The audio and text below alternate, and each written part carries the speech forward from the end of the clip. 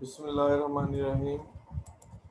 अच्छा, ये बच्चों चैप्टर ख़त्म हो गया था आपका। अब हम नेक्स्ट चैप्टर जो है वो तीसरा चैप्टर स्टार्ट लेंगे।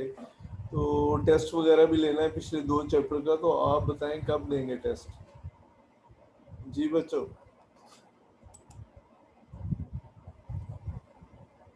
Sir next week. क्यों इस वीक क्यों नहीं?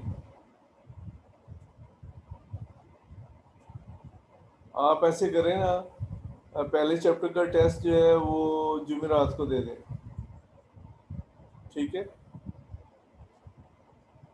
फर्स्ट चैप्टर का टेस्ट जुमेरात को दे दें, फिर नेक्स्ट आगे इस चैप्टर का टेस्ट डिसाइड करेंगे, ठीक है जी। Okay जुमेरात sir. को आपका टेस्ट होगा। अच्छा जी, यूनिट 3 है ये, चैप्टर 3। डायनेमिक क्या है? The branch of mechanics that deal with the study motion of an object with the cause of its motion. कहते हैं ये डील करती है स्टडी ऑफ मोशन को, और वजूहात जो मोशन की है उसको डील करती है। जी आप क्या कहते हैं जी शाम? आपने हैंड रेज किया हुआ है। सर रमजान की क्या टाइमिंग होगी? अच्छा, ये बाद में भी आप पूछ सकते हैं ना, सर को पढ़ाने तो दे, अभी मैंने शुरू ही किया, आप अपना हैंड रेज कर रहे हैं। अभी स्कूल से आएगा तो बताएंगे, स्कूल से आएगा तो बताएंगे। अच्छा जी, force. Force is the agency, EID is the agency. Agency का मतलब होता है जरिया विच चेंज, जो तब्दील करता है, tends to change state of rest और of uniform motion of a body. कहता है एक बॉडी जो है वो रुकी हुई है और आप कोशिश करते हैं कि ये चल पड़े, उसकी हालत चेंज हो जाए। दो ही स्टेट है, रेस्ट और मोशन, पूरी मेरे ख्याल है कायनात में। बाद चीज़ें रुकी हुई हैं और बाद चल रही हैं, ठीक है। तो ये अगर आप किसी फर्ज करें ट्रक पे फोर्स लगाते हैं चल पड़े, तो वो नहीं लगता। अगर आप फोर्स चलता, अगर आप फोर्स बढ़ा देते हैं तो कुछ देर के बाद वो चलने लग जाएगा, ठीक है। इसका मतलब ये है कि आप थोड़ी फोर्स भी लगा रहे हैं तो टेंस टू चेंज, तब्दील करने की कोशिश कर रहे हैं स्टेट ऑफ रेस्ट और ऑफ यूनिफॉर्म मोशन, जैसे वो स्टेट ऑफ रेस्ट में है या यूनिफॉर्म मोशन में है, ठीक है। बात समझ आ रही है कि अगर एक बॉडी चल रही है यूनिफॉर्म मोशन में है तो आप कोशिश करते हैं कि ये रुक जाए। तो वो फोर्स पे डिपेंड करता है कि आप कितनी फोर्स लगा रहे हैं कि ये जो है वो क्या हो जाए, ये चल पड़े या रुक जाए, ठीक है। एग्जाम्पल, व्हेन समवन पुल और push a door it will change it's state of rest और टेंस टू चेंज। और यह कहते हैं ये अपनी हालत को तब्दील करता है रेस्ट की, या कोशिश करते हैं तब्दील करने की। Small child will try this, अगर छोटा बच्चा दरवाजे को हिलाए तो मुमकिन है वो ट्राई करेगा चेंज करने की उसकी कंडीशन को, ठीक है। यानी अगर फोर्स कम हो जाए तो दरवाज़ा भी क्या है, वो बंद नहीं होगा या खुलेगा नहीं, ठीक है। तो ये टेंस टू चेंज का मतलब है तब्दीली की कोशिश करना दोनों हालतों में, यानी रेस्ट और मोशन ऑफ द बॉडी, ठीक है।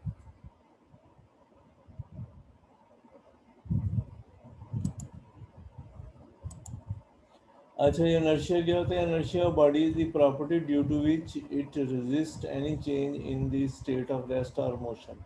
देखिए, इनर्शिया जिस्म की वो सलाहियत है, और से सुनिएगा, कि जो हालत सुकून या हालत मोशन को तब्दील करने की मुखालफत करती है। मसला आप किसी बॉडी पे फोर्स लगाते हैं, वो रुकी हुई है तो वो नहीं चाहेगी कि मैं चलूँ, आप फोर्स बढ़ाएंगे तो वो फिर चलती है। इसलिए एक बॉडी चलती हुई आ रही है, मसलन एक साइकिल है और एक कार है, तो जाहिर है आप क्या करेंगे, साइकिल को तो रोक लेंगे किसी तरीके से, सामने आके कार को नहीं रोक सकते, ठीक है। अब ये जो प्रॉपर्टी है जो रेजिस्ट करती है अपनी हालत में तब्दीली की, उसको हम इनर्शिया कहते हैं। और जितना बड़ा जिस्म होगा उसका इनर्शिया भी ज़्यादा होगा, उसको रोकना उतना ही क्या होगा, मुश्किल होगा। क्या होगा, उसको रोकना उतना ही मुश्किल होता है, ठीक है। और जितना मैस कम होगा उसका, उतना ही उसको रोकना या चलाना जो है वो क्या होगा, आसान होगा, ठीक है। The measure of mass is called inertia. The measure of mass of the body is called inertia. दूसरी डेफिनेशन है, अगर बॉडी जो है वो उसका मास ज़्यादा होगा, उसको चलाना भी आसान है और चलाना भी मुश्किल है और रोकना भी क्या है, मुश्किल है। बात समझ आई बच्चों? ठीक है। और इसको कहते हैं the measure of mass of the body is called inertia. Explanation: greater the mass, greater will be the inertia and vice versa। vice versa यहाँ पे आएगा। वाइस वर्सा का मतलब होता है जो पहली स्टेटमेंट है उसका उलट। क्या है जो पहली स्टेटमेंट है उसका उलट।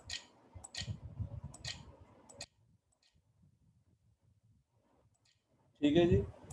तो ये वाइस वर्सा का ये मतलब होता है जो पहले ये चल रहा है, greater the mass greater will be the inertia and smaller the mass smaller will be the inertia. वो लिखने से के बजाय हम क्या करते हैं, वाइस वर्सा लिख देते हैं। It is difficult to stop a moving larger mass as compare to small masses. Smaller message कहता है कि ये मुश्किल है बड़े मैस को रोकना। आप समझते हैं जितना बड़ा मैस हो, ट्रक है उसको तो कभी रोके, कार को नहीं रोक सकते हम। वो ब्रेक लगाएं तो और बात है, वो तो एक सिस्टम है ना, सामने आके रोकें तो नहीं रोक सकते। ठीक है, साइकिल वगैरह को हम किसी ना किसी तरीके से फिर भी रोक लेंगे, जैसे बास दोस्त आ रहे होते हैं तो हम सामने खड़े होकर रोकते हैं।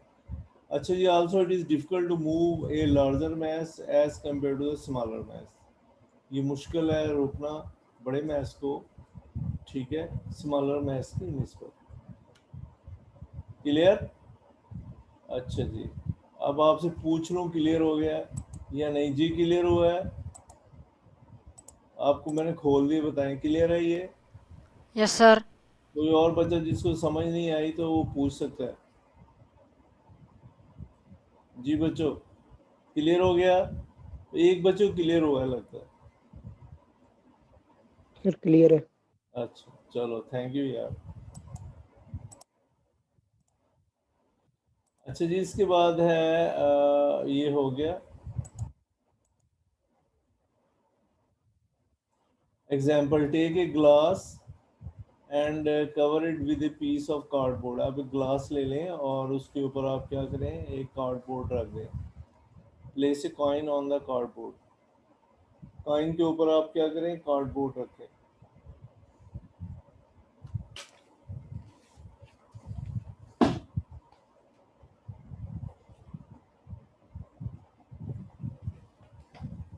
Place a coin on the cardboard. Now kick the card horizontally with a jerk of your finger। उंगली से कहता है वो कार्ड को हटाएं। The coin does not move with cardboard due to inertia। अब कॉइन तो वही रहेगा और नीचे ग्लास में गिर जाएगा inertia की वजह से, ठीक है, लेकिन कार्ड जो है वो हट जाएगा। ठीक है, क्लियर? हमने फोर्स लगाई थी कार्ड के ऊपर, बुक में फिगर भी दी हुई है।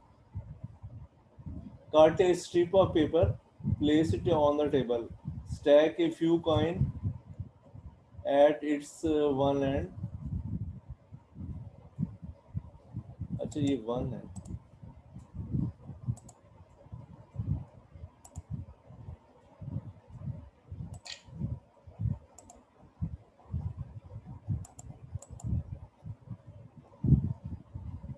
Pull out the paper strip under the coin with a jerk. अब आप पेपर स्ट्रिप को क्या करें कि एक झटके से हटाएं कॉइन के नीचे जो है।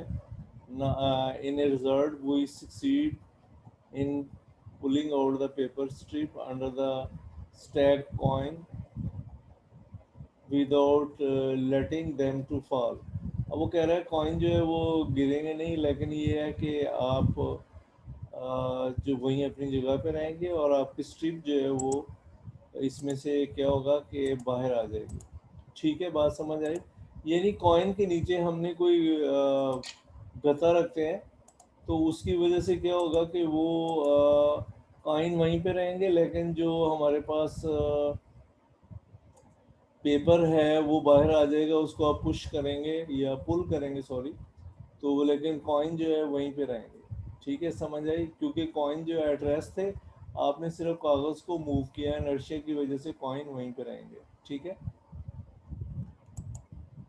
अच्छा जी, first law of motion statement. A body will remain at rest or continue to move in straight line with constant velocity unless acted upon by unbalanced force. ठीक है, कह रहा है एक बॉडी या तो रेस्ट में रहेगी या continue to move in straight line, या अपनी हरकत को स्ट्रेट लाइन में जारी रखेगी with constant velocity, constant velocity के साथ, unless acted upon by unbalance force, जब तक इस पर कोई गैर मतवाजन कुव्वत अमल नहीं करती। ठीक है, तो इसको हम फर्स्ट लॉ ऑफ मोशन कहते हैं। क्या कहते हैं? First law of motion. तो आप देखें, जैसे आप किसी गाड़ी को स्विच ऑन करते हैं तो वो स्ट्रेट जाती है।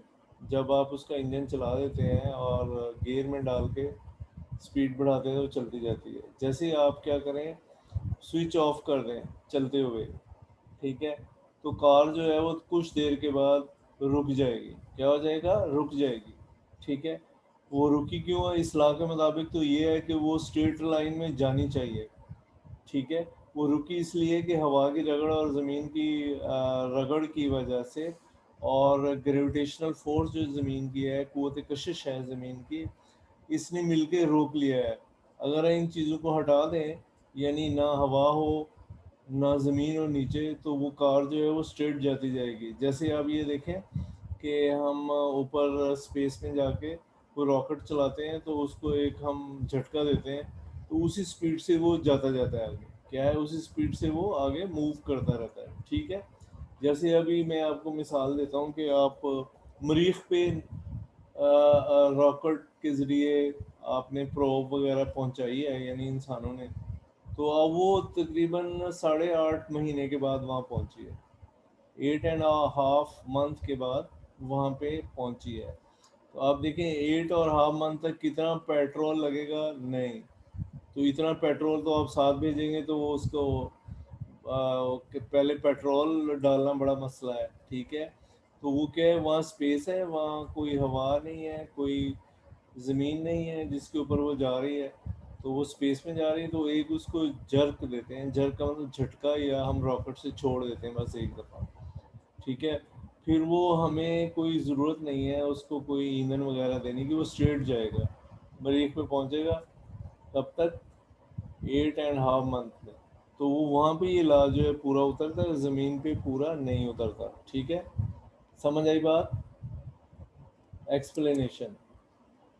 First law of motion consists of two parts. First part tell that body cannot change its state of rest until an unbalanced force applied on it. मतलब एक book laying on the table will remain at rest until it is lifted.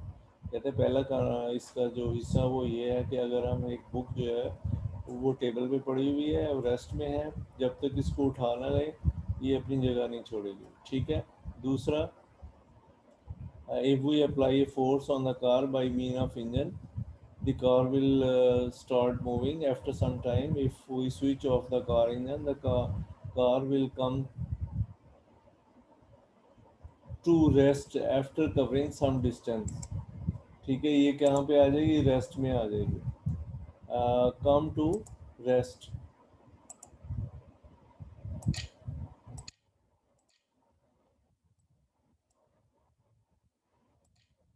ठीक है, अब ठीक हो गया ये। कभी कोई मिस्टेक वहाँ हो जाती है। अच्छा जी, we apply a force on car by means of engine, car will start moving. After some time, if we switch off the car engine, the car will come to rest after some time, covering some distance, which is a contradiction of first law of motion. अब वो कह रहा है कुछ देर के बाद car रुक गई है, ये तो कंट्राडिक्शन है। कंट्राडिक्शन का मतलब मुखालफत है फर्स्ट लॉ की। ठीक है, मैंने लफ्ज़ खुद से ऐड किया है, बुक में नहीं था आपकी, ताकि आपको नए लफ्ज़ों का भी पता चले। ठीक है, कंट्राडिक्शन का मतलब इस लॉ की मुखालफत कर रहा है कि कार को रुकना नहीं चाहिए था। ठीक है, it happens due to force of friction of air, हवा की फ्रिक्शन यानी रगड़ की वजह से, फ्रिक्शन ऑफ अर्थ ज़मीन की रगड़ की वजह से, and gravitational force of earth, इन सब ने मिलकर क्या है, कार को रोक लिया। ज़ाहिर है आप इंजन बंद कर देते हो तो थोड़ी देर बाद कार रुक जाएगी खुद ब खुद। ठीक है, अगर इन फोर्सेस को हटा दिया जाए, car will never come to stop. अभी मैंने बड़ी आपको एक्सप्लेन किया। If these forces are remove, the car will never come to stop. Car जो है वो कभी स्टॉप नहीं होगी। ठीक है जी। अच्छा जी, इनर्शिया वो पहले भी हमने पढ़ा है, any body by itself can not change it's state of rest और मोशन। कि कोई बॉडी खुद ब खुद अपनी स्टेट ऑफ रेस्ट और मोशन को तब्दील नहीं करती। This property of the body that opposes any change, जो क्या करती है, किसी चेंज को अपोज करती है। क्या करती है? चेंज को अपोज करती है, एनी चेंज। ठीक है, इज कॉल्ड अनर्शिया। इसको हम क्या कहते हैं? अनर्शिया कहते हैं। बात समझ आई? पहले भी मैंने आपको ये बताया। अच्छा जी, the this property of the body that opposes any change is called inertia. मतलब कोई भी तब्दीली, जिसमें दो ही स्टेट्स हैं, रेस्ट और मोशन, आप इनमें कोई तब्दीली लाना चाहते हैं तो कोई भी जिस्म है ना उसको अपोज करेगा, उसकी मुखालफत करेगा नहीं। अगर कोई बॉडी रुकी हुई है तो वो ये कह तो नहीं रही, लेकिन ये कि अपने अमल से दिखा रही है कि वो चाहती है मैंने चलना नहीं है, रुका ही रहना। अगर कोई बॉडी चल रही है तो वो अपने अमल से ये दिखाती है नहीं, मैंने रुकना नहीं है। बात समझ आई? इस प्रॉपर्टी को हम इनर्शिया कहते हैं। This inertia of body is directly proportional to the mass of the body. कहता है ये इनर्शिया जो है वो डायरेक्टली प्रोपोर्शनल है जिस्म के मास की। जितना ज़्यादा मास होगा, मतलब जितने किलोग्राम ज़्यादा है वो, तो उतना ही वो उसका इनर्शिया क्या होगा? ज़्यादा होगा। ठीक है। Law of inertia, this law state that position of the body does not change by itself until some external force act on it. कहते हैं पोजीशन जो है तब्दील नहीं होगी बॉडी की जब तक कोई बैरूनी कुव्वत अमल ना करे, which is similar to the statement of first law of motion. ये फर्स्ट लॉ ऑफ मोशन के सिमिलर है। Thus first Newton first law of motion is called law of inertia. तो फर्स्ट लॉ है ना, अभी हमने पढ़ा, उसको लॉ ऑफ इनर्शिया भी कहते हैं। ठीक है जी। आगे क्या है जी? आगे है सेकंड लॉ ऑफ मोशन। क्या है सेकंड लॉ ऑफ मोशन? अच्छा जी, स्टेटमेंट है ये। पहले वो मुझे लिखना याद नहीं रहा, स्टेटमेंट का लफ्ज़ नहीं लिखना याद रहा। When ever force is applied on the body, जब किसी बॉडी पे फोर्स लगती है, acceleration is produce in it in the body. अब देखें बॉडी में एक्सेलेशन पैदा होगा। मसलन एक ये मैं आपको बता ही देता हूँ इधर। ये एक बॉडी है, आप इस पे राइट साइड पे फोर्स लगाते हैं। क्या करते हैं? राइट साइड पे फोर्स लगाते हैं। तो अब ज़ाहिर है बॉडी की वेलोसिटी इसी सीमत में बढ़ेगी ना, तो एक्सेलेशन इसी सीमत में पैदा होगा। बात समझ आई? ए वेलोसिटी भी इसी सीमत में होगी, एक्सेलेशन भी इसी सीमत में होगा। ठीक है, बात समझ आ रही है कि जिस सीमत में बॉडी पे फोर्स लगाते हैं उसी डायरेक्शन में क्या होता है कि एक्सेलेशन पैदा होता है। This acceleration produce is directly proportional to the force applied. अब ये कह रहा है जितनी ज़्यादा फोर्स लगाएंगे उतना ही एक्सेलेशन पैदा होगा, वेलोसिटी उसकी बढ़ेगी। ठीक है, और inversely proportional to the mass of the body, और जितना मास ज़्यादा होगा, ठीक है, उतना ही क्या होगा हमारे लिए, उसमें वेलोसिटी कम पैदा होगी। जितना मास ज़्यादा बढ़ाते जाएंगे वेलोसिटी कम होती जाएगी। ठीक है, या वेलोसिटी कम होती जाएगी तो एक्सेलेशन जो है वो भी कम होता जाएगा या नेगेटिव होता जाएगा। ठीक है जी। तो वो क्या है? F is equal to M A, ये इक्वेशन है, इसको हमने प्रूफ करना है।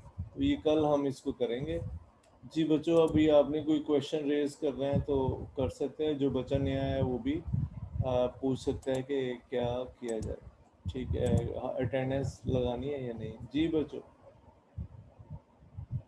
जी एक बच्चा नया आया है, देख लें कौन सा। सर मैं हूँ क्या नाम है? सर, मोहम्मद रियाज। अच्छा चलो ठीक है बेटे, जल्दी आए ना, ऐसा नहीं करें जी। अभी आपने कोई बात पूछनी है तो पूछ लें नहीं सर, क्लियर है। जी। बच्चों कुछ पूछने हैं आपको, समझ आ गया तो बताएं जी। बच्चों क्लियर है जी? सारा क्लियर है यस सर। अस्सलाम वालेकुम सर। जी? यस वालेकुम। सर। सर ये रमजान की टाइमिंग क्या होगी? और वो मैंने पहले अभी शुरू किया। एक बच्चा पूछ रहा है अभी स्कूल से नोटिस नहीं आया, देखें शायद 6:30 बजे होगी। अभी नोटिस आएगा, आज आ जाएगा उम्मीद है। अच्छा, एक बच्चा कह रहा है कि दोबारा एक्सप्लेन करें इनर्शिया को। बेटे जितना बड़ा मैस होता है ना उसको चलाना भी मुश्किल है, रोकना भी मुश्किल है। मतलब आप साइकिल को तो सामने आके रोक लेंगे, ट्रक वगैरह है, साइकिल और ट्रक कटे जा रहे हैं, तो आप किसको रोक सकते हैं? साइकिल को। ट्रक को नहीं रोक सकते क्योंकि वो ज़्यादा रेजिस्ट करेगी आपकी बॉडी पे, यानी प्रॉपर्टी उसकी इनर्शिया ज़्यादा होगा और ज़्यादा रेजिस्टेंस होगी कि मैंने रुकना नहीं है, वो जाता जाएगा। वो कह तो नहीं रहा ना, जो मैं वैसे ही आपको बता रहा हूँ, लेकिन ये कि वो अपने अमल से जाहिर कर रहा है कि मैंने रुकना नहीं है। बात समझ आ रही है? तो उसको हम क्या कहते हैं? एनर्शिया कहते हैं। क्या कहते हैं? एनर्शिया। मसलन अभी साइकिल और ट्रेन का इंजन इकट्ठे जा रहे हैं आहिस्ता आहिस्ता, तो साइकिल तो रुक जाएगा। ट्रेन के इंजन के आप रोक के दिखाएं क्योंकि उसका मैस बहुत ज़्यादा होता है, तो वो क्या है कि नहीं रुकेगा। अब जितना मैस ज़्यादा होगा बॉडी में एनर्जी, उसको चलाना भी मुश्किल है और रोकना भी क्या होता है? मुश्किल होता है। ठीक है जी, क्लियर? जी बच्चों। Yes sir. हाँ, थैंक यू। चलें जी, अस्सलाम वालेकुम।